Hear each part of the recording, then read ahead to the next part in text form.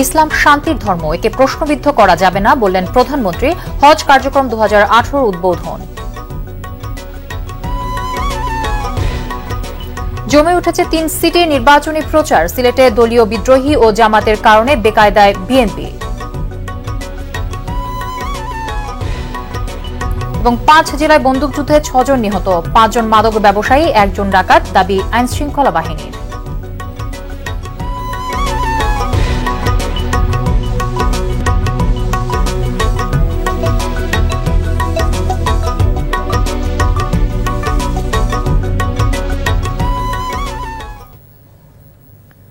আসসালামু আলাইকুম, স্বাগত আরটিভি জেলার সংবাদে। শুনছিলেন সংবাদ শিরোনাম, আপনাদের সঙ্গে আছে আমি তানজিয়া জ্যোতি।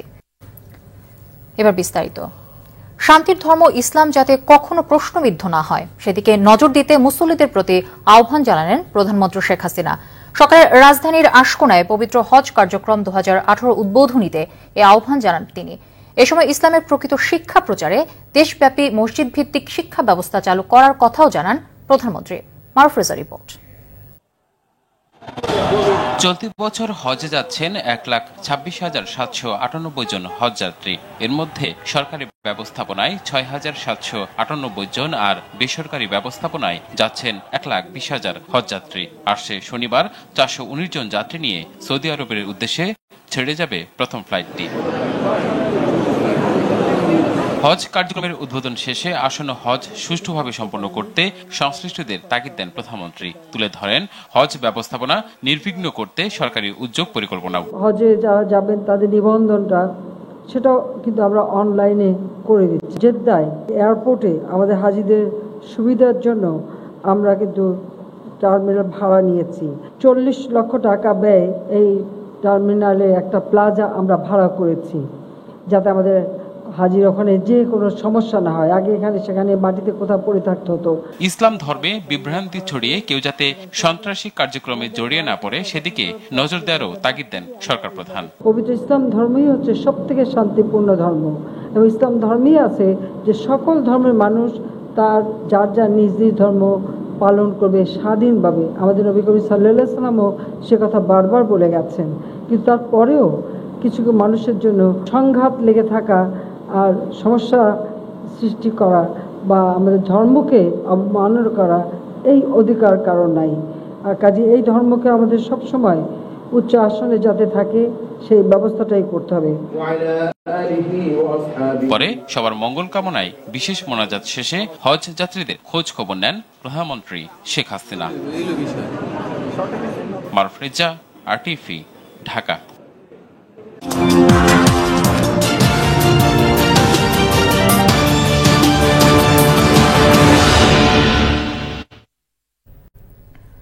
সিলেটে শুরু হয়েছে সিটি কর্পোরেশন নির্বাচনের প্রচার। মেয়র পদে লড়ছেন 7 জন প্রার্থী। দলীয় বিদ্রোহী ও জামাতের প্রার্থীর কারণে শুরুতেই বেকায়দায় পড়েছেন বিএনপি প্রার্থী আরিফুল হক চৌধুরী। স্বস্তিতে আছেন আওয়ামী লীগের একক প্রার্থী বদরুদ্দিন আহমদ কামরান। সিলেট সংবাদদাতার তথ্যচিত্রে আরও জানাচ্ছেন নুসরাত জাহান সিদ্ধি। 360 আউলিয়ার পূর্ণভূমি সিলেট শহরে 5 বছর পর আবারও লেগেছে নির্বাচনী হাওয়া। সিটি মেয়র পদের লড়াইয়ে অবতীর্ণ হওয়ার পূর্বে তাই শহরের 2 আধ্যাত্মিক মুরব্বির দোয়া নিতে প্রার্থীরা উপস্থিত হন শাহজালাল ও শাহপরান রাদিয়াল্লাহের মাজারে। এবার নির্বাচনে সিলেট সিটিতে মেয়র পদে মোট 7 জন প্রার্থী প্রতিদ্বন্দ্বিতা করলেও আলোচনায় আছেন 4 জন প্রার্থী, যার মধ্যে গত নির্বাচনে আওয়ামী লীগের প্রার্থীকে পরাজিত করা বিএনপি প্রার্থী ও সাবেক মেয়র আরিফুল হক চৌধুরীর জন্য এবার চ্যালেঞ্জ হয়ে দাঁড়িয়েছে বিএনপির বিদ্রোহী প্রার্থী বদরুজ্জামান সেলিম ও জামায়াতের স্বতন্ত্র প্রার্থী এহসানুল মাহবুব জুবায়ের। দলের কিংবা জোটের একমাত্র একক প্রার্থী হলাম আমি। এখানে অন্য ব্যক্তি বিশেষ কে কি করলো সেটা বিষয়ে আমাদের কোনো এফেক্ট হবে না। তবে দলের সমর্থন না পেয়ে বিদ্রোহী প্রার্থী হওয়া মহানগর বিএনপির সাধারণ সম্পাদক জানান, নির্বাচনে বিজয়ী হলে তা তিনি বিএনপির বিজয় হিসেবেই দেখবেন। কোন ইশারায় আমার আরেকজন ব্যক্তির হাতে ইদানের শীষের প্রতীক গিয়েছে, যেটা এটা আমি মনে করি এটা ভুল। ফ্রি অ্যান্ড ফেয়ার নির্বাচন করে তাহলে সিলেটে নতুন ইতিহাসের সৃষ্টি করবে নগরবাসী। অন্যদিকে 20 দলীয় জোটে মতের মিল না হওয়ায় মেয়র পদে স্বতন্ত্র প্রার্থী হয়েছেন মহানগর জামায়াতের আমির এহসানুল মাহবুব জুবায়ের। তো ইলেকশনে অংশগ্রহণ এটা আমাদের দলীয় সিদ্ধান্ত এবং আমাদের বন্ধু যারা আছেন সহকর্মী যারা আমার আছেন সবার পরামর্শের ভিত্তিতেই আমি এখানে দাঁড়িয়েছি। এদিকে 20 দলীয় জোটের কোন্দলের মধ্যে দলের একক প্রার্থী হওয়ায় শুরু থেকেই সুবিধাজনক অবস্থানে আছেন আওয়ামী লীগের প্রার্থী বদরুদ্দিন কামরান। সিলেটের সর্বস্তরের মানুষকে নিয়ে আমাদের নেতাকর্মীরা একটি শান্তিপূর্ণ উৎসবমুখর পরিবেশের মধ্য দিয়ে নৌকার বিজয়কে ত্বরান্বিত করবেন। নির্বাচনে প্রার্থী নিয়ে বিভিন্ন দলের মধ্যে ভিন্ন মতবাদ থাকলেও ভোটারদের একটি অবাধ, সুষ্ঠু ও উৎসবমুখর নির্বাচন উপহার দিতে নিরলসভাবে কাজ করে যাচ্ছে নির্বাচন কমিশন, যার মধ্য দিয়ে 30 জুলাই সিলেটের 3,21,732 জন ভোটার তাদের পছন্দের প্রার্থীকে মেয়র হিসেবে নির্বাচিত করবেন। নুসরাত জাহান সিনথি, RTV।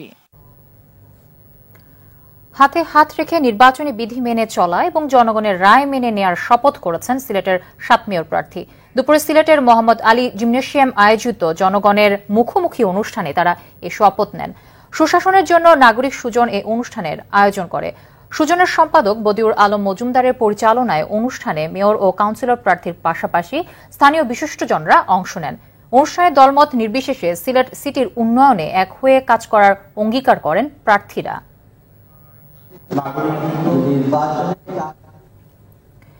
এদিকে প্রতীক পাওয়ার পরই নির্বাচনী প্রচারে ঝাঁপিয়ে পড়েছেন বরিশাল ও রাজশাহী সিটি কর্পোরেশনের মেয়র ও কাউন্সিলর প্রার্থীরাও। নানা প্রতিশ্রুতি দিয়ে ভোট চাইছেন তারা, ছুটেছেন ভোটারদের দ্বারে দ্বারে। প্রতিনিধিদের তথ্যচিত্রে আপেল শাহরের রিপোর্ট। প্রতীক নিয়েই ওয়ার্ডে ওয়ার্ডে গণসংযোগে মেতে উঠছেন বরিশাল নগরীর মেয়র ও কাউন্সিলর প্রার্থীরা। সেখানকার 6 মেয়র, 91 জন সাধারণ কাউন্সিলর, 34 জন সংরক্ষিত আসনের নারী প্রার্থী ও তাদের সমর্থকদের প্রচার প্রচারণায় সরব পুরো নগরী। নৌকার প্রতীক নিয়ে শেরনিয়াবাদ সাদিক আব্দুল্লাহ মাজার জিয়ারতের পর প্রচারণা শুরু করেন। জননেত্রী শেখ হাসিনা যে উন্নয়ন দক্ষিণ অঞ্চলের জন্য করেছেন এবং গত 60 বছর যেভাবে আমি বরিশালের মানুষের পাশে ছিলাম, আমার আস্থা আছে তাদের প্রতি। ইনশাল্লাহ নৌকা মার্কার বিজয় হবে। ধানের শীষের প্রতীক নিয়ে বিএনপির মেয়র প্রার্থী মুজিবুর রহমান সরওয়ার সদর রোডের দলীয় কার্যালয়ে দোয়া মোনাজাতের মাধ্যমে নির্বাচনী প্রচারণা শুরু করেন। ছোটখাটো বিষয়গুলো আমরা কমপ্লেইন মনে করি না, নির্বাচনী বিষয় মনে করি এবং আমরা নির্বাচনী প্রচারে নামলে আমরা তখন আপনাদের অবহিত করব। এদিকে মিছিল, গণসংযোগ করে ব্যস্ত সময় পার করছেন রাজশাহী সিটি কর্পোরেশনের প্রার্থীরা। উঠান বৈঠক করে ভোটারদের বাড়ি বাড়ি গিয়ে ভোট চাইছেন তারা। মানুষের মধ্যে উদ্দীপনা, উৎসাহ আরো বেশি পরিমাণ দেখতে পাচ্ছি এবং আমার বিশ্বাস যেটি যতদিন যাবে তত বেশি বাড়তে থাকবে। মার্কা নিয়ে যে সকল ভোট দেওয়া হয়েছিল রাতের বেলা, পুলিশের সাহায্যে সেই সকল ভোট খুলে ফেলা হয়েছে। এই যদি পরিবেশ হয় তাহলে নির্বাচন কমিশনকে এর দায় দায়িত্ব দিতে হবে। Apple Shahriar, RTV। বিশ্ব জনসংখ্যা দিবস আজ নানা কর্মসূচিতে সারা দেশে পালিত হচ্ছে দিবসটি। সাভারে দিবসটি উপলক্ষে র্যালি ও আলোচনা সভা অনুষ্ঠিত হয়। র্যালি শেষে আলোচনা সভা হয় ফরিদপুর, ময়মনসিংহ, ঝালকাঠি ও নড়াইলে। দিবসটি উপলক্ষে জনসংখ্যা নিয়ন্ত্রণে বিশেষ অবদান রাখায় লক্ষ্মীপুরে 5টি শ্রেষ্ঠ প্রতিষ্ঠান ও 4 জন পরিবার পরিকল্পনা কর্মীকে পুরস্কার দেওয়া হয়। নেত্রকোনা স্বাস্থ্য ও পরিবার কল্যাণ কেন্দ্রের মাঠ কর্মীদের পুরস্কার দেওয়া হয়। নওগাঁয় জনসংখ্যা দিবসের শোভাযাত্রায় অংশ নেন পাট ও বস্ত্রমন্ত্রী মোহাম্মদ ইমাজ উদ্দিন প্রামাণিক। চুয়াডাঙ্গায় অনুষ্ঠিত হয় আলোচনা সভা। এতে জনসংখ্যাকে জনসম্পদে রূপান্তর করতে সবাইকে এগিয়ে আসার আহ্বান জানান বক্তারা। ভোলায় র্যালিতে সরকারি প্রতিষ্ঠানের প্রতিনিধি ও মাঠ কর্মীরা অংশ নেন। খাগড়াছড়ি ও পটুয়াখালীতে অনুষ্ঠিত হয় শোভাযাত্রা ও আলোচনা সভা। ব্রাহ্মণবাড়িয়ায় আলোচনা সভা ও সনদ বিতরণ করা হয়। এছাড়া দিনাজপুরে হিলি সহ বিভিন্ন জেলা ও উপজেলায় দিবসটি উপলক্ষে র্যালি ও আলোচনা সভা অনুষ্ঠিত হয়। পরিবার পরিকল্পনা অধিদপ্তর বলছে, অনেক সফলতা অর্জন হলেও লোকবল সংকট ও ধর্মীয় কুসংস্কারের কারণে জনসংখ্যা নিয়ন্ত্রণে কাঙ্ক্ষিত লক্ষ্যমাত্রা অর্জিত হচ্ছে না। বিশেষজ্ঞরা বলছেন, জনসংখ্যাকে জনসম্পদে পরিণত করতে না পারলে এসডিজির লক্ষ্যমাত্রা অর্জন করা সম্ভব হবে না। আতিকা রহমানের রিপোর্ট।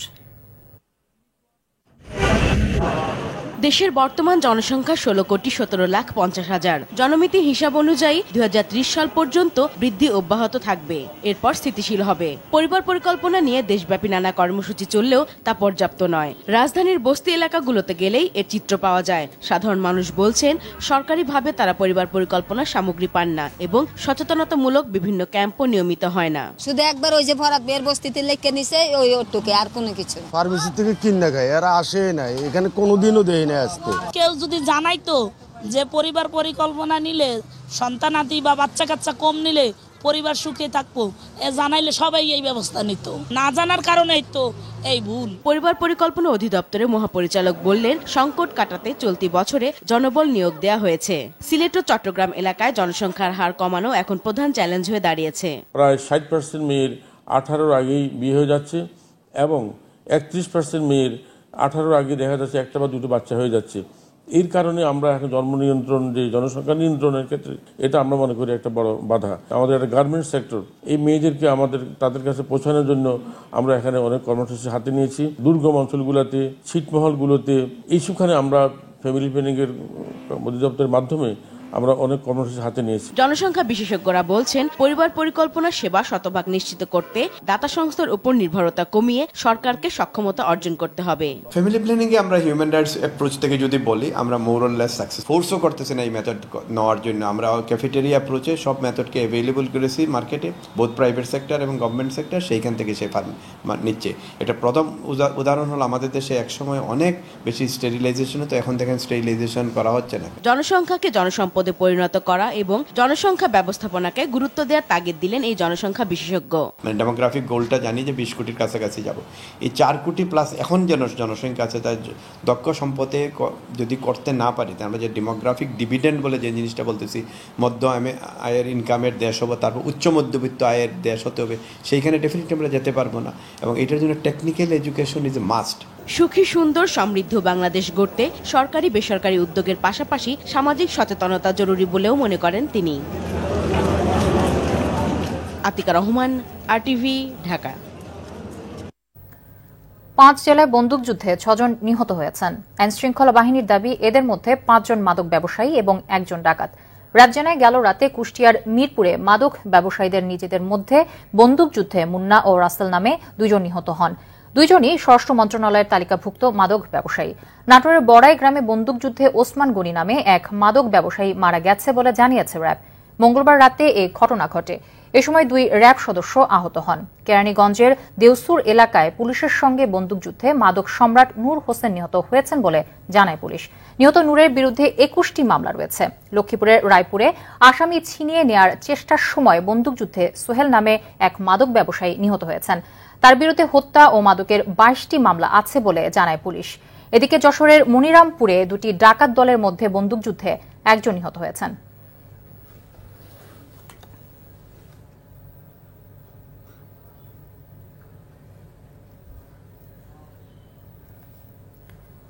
নড়াইলে পুলিশের বিশেষ অভিযানে 3 মাদক ব্যবসায়ী সহ 29 জনকে গ্রেফতার করেছে পুলিশ। এ সময় তাদের কাছ থেকে গাঁজা ও ইয়াবা উদ্ধার করা হয়। দিনাজপুরে নাশকতার পরিকল্পনায় গোপন বৈঠক করার অভিযোগে জেলা বিএনপি যুগ্ম আহ্বায়ক বখতিয়ার রহমান কোচি সহ 16 নেতাকর্মীকে আটক করেছে কোতোয়ালি থানা পুলিশ। এ সময় ঘটনাস্থল থেকে 15টি ককটেল সহ বেশ কিছু রড ও বাঁশের লাঠি উদ্ধার করা হয়। এদিকে জয়পুরহাটে বিদেশি পিস্তল সহ মিলন হোসেন নামে এক যুবককে আটক করেছে পুলিশ। সকালে সদরের চকশ্যাম এলাকা থেকে তাকে আটক করা হয়।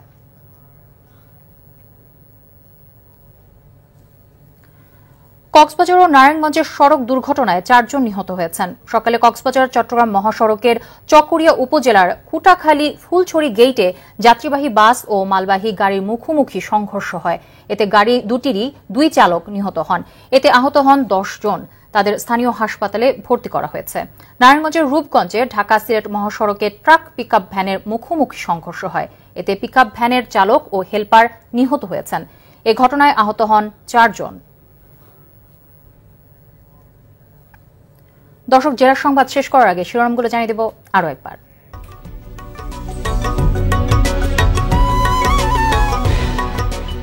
ইসলাম শান্তির ধর্ম, একে প্রশ্নবিদ্ধ করা যাবে না বললেন প্রধানমন্ত্রী। হজ কার্যক্রম 2018 উদ্বোধন। জমে উঠেছে 3 সিটি নির্বাচনী প্রচার। সিলেটে দলীয় বিদ্রোহী ও জামাতের কারণে বেকায়দায় বিএনপি। এবং 5 জেলায় বন্দুকযুদ্ধে 6 জন নিহত, 5 জন মাদক ব্যবসায়ী, 1 জন ডাকাত, দাবি আইনশৃঙ্খলা বাহিনীর।